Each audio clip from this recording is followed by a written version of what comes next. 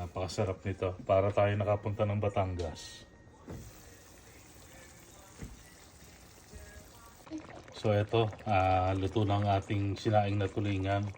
Kung napansin nyo, nag-ano na yung ating gata. Nagmantika na siya at nag-reduce na maigi yung kanyang sabaw.